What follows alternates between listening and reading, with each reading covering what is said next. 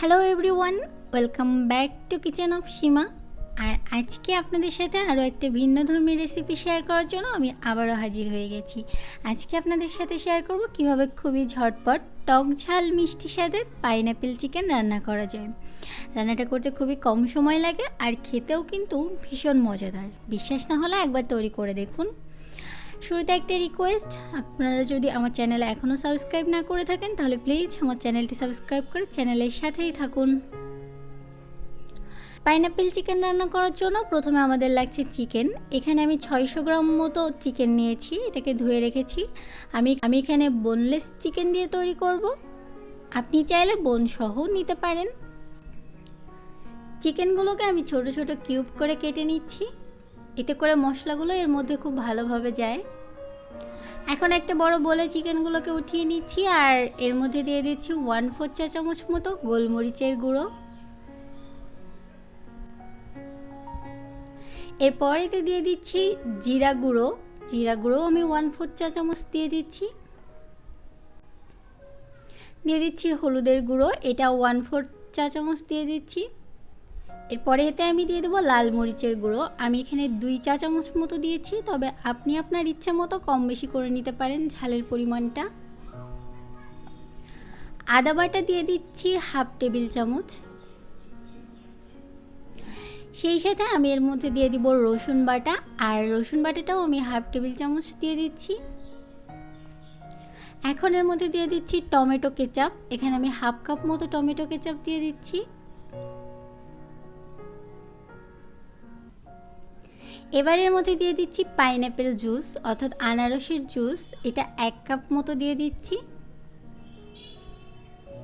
লবণ দিয়ে দিচ্ছি স্বাদ মতো।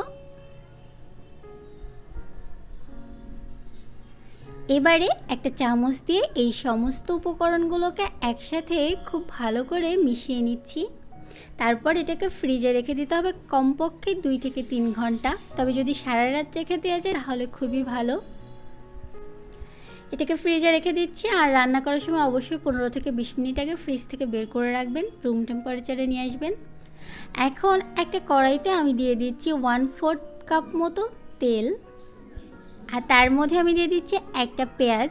আর পেঁয়াজটাকে কিন্তু আমি কুচি করে নিইনি, শুধু ভাঁজগুলো খুলে নিয়েছি। দেখুন, বড় বড় করে কেটে তারপর ভাঁজগুলো খুলে নিয়েছি। পেঁয়াজটাকে হালকা করে একটু ভেজে নিচ্ছি। পেঁয়াজটা হালকা করে ভাজা হয়ে গেলে এর মধ্যে আমি দিয়ে দেবো এই যে আমি যে চিকেনটা ম্যারিনেট করে ফ্রিজে রেখেছিলাম সেটা বের করে রেখেছি, আর সেই চিকেনটা দিয়ে দিচ্ছি মশলা সহ। এই রান্নাতে বাড়তি কোনো জলের দরকার হবে না, কারণ এখানে যে মশলা আর এই যে রস রয়েছে আনারসের রস দিয়ে যে আমি এটা ম্যারিনেট করে রেখেছিলাম এতেই রান্নাটা হয়ে যাবে।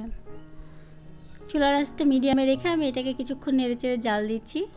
এটাকে মিডিয়াম হিটে জাল দিতে হবে আর মাঝে মাঝে একটু নেড়ে দিতে হবে, তা না হলে কিন্তু নিচে লেগে যাবে। এখন এই মশলার সাথে যখন চিকেনটা একটু মাখা মাখা হয়ে আসবে তখন এর মধ্যে আমি দিয়ে দিচ্ছি 1 চা চামচ মতো চিনি। আপনি মিষ্টি বেশি চাইলে চিনির পরিমাণ বাড়িয়ে দিতে পারেন। এবার এর মধ্যে আমি দিয়ে দিচ্ছি আনারসের কিউব, অর্থাৎ আনারসকে আমি ছোট কিউব করে কেটে রেখেছি, আর এটা দিয়ে দিচ্ছি 1.5 কাপ মতো। এই 1.5 কাপ মতো আনারসের কিউব মিশিয়ে দিলাম। এখন এটাকে নেড়েচেড়ে ভালো করে মিশিয়ে একটু রান্না করতে হবে। আবারও বলছি, এখানে বাড়তি কোনো জল দেওয়ার দরকার নেই।